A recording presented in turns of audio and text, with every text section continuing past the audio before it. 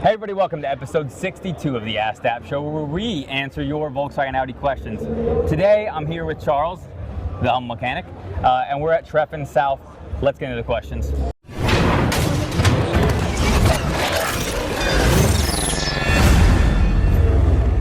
Evo Tuner 86 says, great videos, Paul. I want to install a turbo blanket on a MK7 GTI, but I'm worried about oil temperature inside the turbo.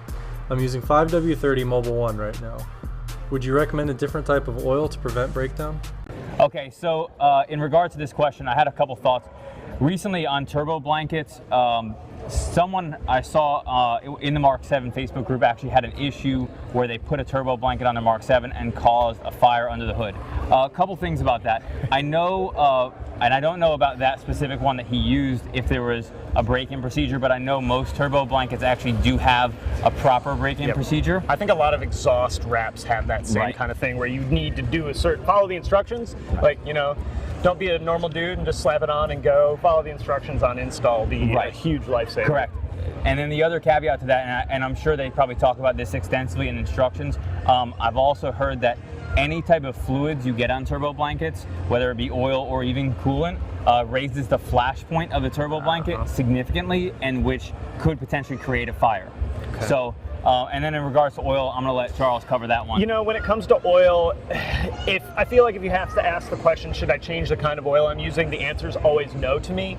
Unless you know exactly what you're changing your oil weight for, don't mess with it. The manufacturers have done a lot more research than any of us in this whole place have done on oil and lubricity and whatnot. So I stick with what the manufacturer recommends, and then you won't have any issues, or you'll be less likely, I should say, to have any issues. Yeah, 100%. Ricky Spanish via shopdap.com says, how do you change coolant on a VW Touareg 2.5 TDI 2006? So in regards to changing coolant, you know, this is actually kind of tricky, I think, on a lot of our Volkswagens. Other manufacturers will have like a drain valve on the radiator and typically drain valves on the engine block as well. Some of our older ones, I think like the Mark IV generation had that, but I don't know about the Touareg, whether it has it or not. And I think we're talking about maybe a European Touareg or something not US market. What I would do if I were going to completely change the coolant, I'd probably take the lower radiator hose off, let as much drain out, fill it with water, get it hot, get it up to temp, make sure the thermostat opens, and then drain that out and put coolant back in it. It's going to get most of everything, but not everything. So it's just tough. At the dealership, we use a machine to flush, and we push the coolant out and push it out with new coolant. And that does a pretty good job, but you almost never get all of it. A good example is when someone puts the wrong coolant in it. So if you put green coolant in it and then we move to red coolant, it takes more than one flush to get it out. If we're just doing it as maintenance, a lot of times a drain and fill, totally cool. But if this is as a repair, you're going to need to do it a few times, I think. So I had one thought about that. I completely agree with what he said, but a long time ago, back when I used to be a tech, we had this thing that we would do where we would take an adapter and pull off the return line to the coolant bottle, run the engine, run a hose to it, and then just continue to fill the bottle and let the car basically flush itself. Let the car do the work for you. So in that circumstance, you can, especially on a car where you're changing, where somebody put either a car that was mixing, you know, that had oil and coolant mixing together, or if you put green coolant in there, you can just run straight water in it until you see clear coming out of the hose, and then you know that obviously the system is now flushed of all the contaminated stuff, assuming, you know, obviously anything that's in some of the other stuff might not get out, but that's going to get the majority of everything. The other thing about that, I think that might actually be a better way for a DIYer, because you become less likely to create an air pocket. And with the newer gen, so I think we're talking about an 06 Touareg on this question, but as these Volkswagens get newer and newer and newer, the cooling systems become very hard to bleed, to the point where we have a machine that actually pulls vacuum on the cooling system and then fills it. It's a great tool. It's like $130 from Volkswagen. You should buy one. But they're telling us that we need to set this machine up and go to lunch. So it's taking, especially on the Touaregs, it's taking like an hour to actually get all the air out of the system and fill it with coolant. So that would be probably for a DIYer, even though that's actually going to take a little while, because you're going to have to sit there and run the car and dump coolant and then let it come out and all that stuff.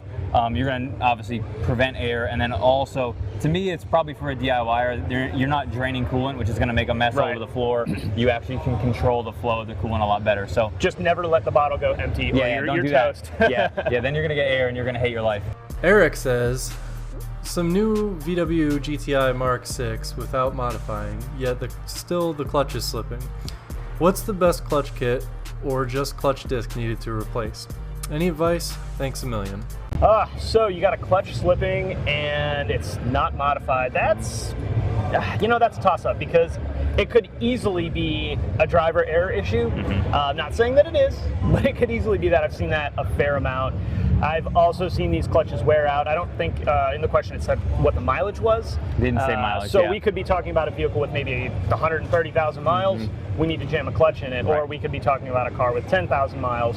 But there's a couple of other things you want to make sure of before you just jam a clutch in it. First of all, if you're going to put a clutch in it, you're going to do a clutch plate, pressure plate, and you're going to do a release bearing almost all the time because you're taking all that stuff off anyway. But you want to make sure you don't have any fluid on this clutch. We want to make sure oil's not leaking down from the cam bridge or the vacuum pump and soaking down through the clutch. We also want to make sure brake fluid's not on the clutch. That'll do bad, sad things to a clutch. At the end of the day, you just want to make sure that it's the clutch that's slipping and it's not slipping because of another issue. As far as the best brand, there's some really great brands out there, and I don't know of many companies that make a bad clutch unless you buy like the local parts store $50 clutch. That might be an issue, but I think if you go with any of the big names, ACT, I think, South Bend, BFI makes clutches. BFI does make a clutch kit. So I had a couple thoughts about this. On modified cars, TSI's had a lot of issues with clutch slipping. I don't know if you know, even basic software cars had clutch slipping issues with TSI. So number one, if you're thinking about upgrading your car because you put that little yet in there, you should upgrade to a performance clutch that's going to be able to hold up to a little bit of power. Maybe you go with like a South Bend Stage 2 daily clutch, which is going to be probably cover 90% of people who are modifying their car, and it's going to get most of what you're looking for. Obviously operator issues, depending on how you drive your car, you might want to kind of pay attention to that. That's obviously important. If you prematurely wear clutches, you should never assume it's the clutch. You should usually think it's possibly the way it's being driven. Maybe you drive it like you stole it everywhere you go, or maybe you ride the clutch too much. So that would be the recommendation I would go down. But we offer a couple different clutches that I'll link to for Mark 6s, and most of them out there are going to be solid choices. You can do the stock one in the vehicle, and it's going to be a more cost-effective way to do it. I just don't know if you're thinking about going down the road of modding, if that's going to be the best choice for you. Yeah, I think if you're planning on modding, I would maybe even go, so let's say you're shooting for 300 horsepower, get the next clutch up. You may lose a little comfort in your daily driving, but you're not going to run into an issue with slippage or damage, or actually being able to get the power from the engine to the wheels. Yeah, the clutches are such a big investment that if you do it and you underpower it or buy a clutch relative to the power potential you're looking for, you're going to regret it because you're going to have to then make that same investment a very short period of time down the road. Yeah, out comes the trans again. Yeah. So that's bad news. I would, that's why I said go one up from where you think you might want to be and save another $1,000 probably from having to do it a second time. Mr. Jag says, thanks man, I'm going through the same thing. Thanks for the tip. I'm having misfires, although in different cylinders, so I'll follow vacuum leak procedures. For a while, my 2008 VW Jetta Mark V 2.5 has had a rough idle and the engine light comes on when I remove the engine cover, as it runs rough and seems to want to stall, as well as whine, almost whistle when I rev. Any tips I should follow that you would recommend would be greatly appreciated. Okay, so this question was actually asked, just for context, on a video that I shot talking about how to diagnose misfires on VW and Audi models. This is with OBDeleven, and he went through that path of diagnosing a misfire and then had obviously this other issue that he still has misfires that are persistent. In that video I talk about where if you have a misfire in multiple cylinders and you swap stuff around and nothing changes, you likely have a vacuum leak. In this particular car, and he can tell you this from being a dealer tech, that 2.5s had a lot of problems with valve covers being bad. The PCV valve, the diaphragm that's built into the valve cover, actually tears and will cause a vacuum leak. So that's going to be the most common one. And then there may be, you can talk about some other things that might be issues. On the 2.5s, I've seen a couple of other things. I've actually seen valves burn on 2.5s. That's kind of the most rare. Then we go with, I would say, intake manifold bolts being loose. They, you never think of bolts backing out and then causing misfires, but double check the intake manifold bolts. There's 10 of them, I think 6mm Allen bolts, and they will back out. They won't even be hand tight, and that will cause a misfire. So if you're on the center bank, I think it was 234 that he was having issues with of misfires, I would start with that. That's super easy to check. Checking the valve cover can be really easy to check too. And there's one other thing, valve springs. I've seen valve springs break. Wow. Typically when the valve springs break though, it's one cylinder, not a couple of cylinders. But if you swap coils... Is it bent valves?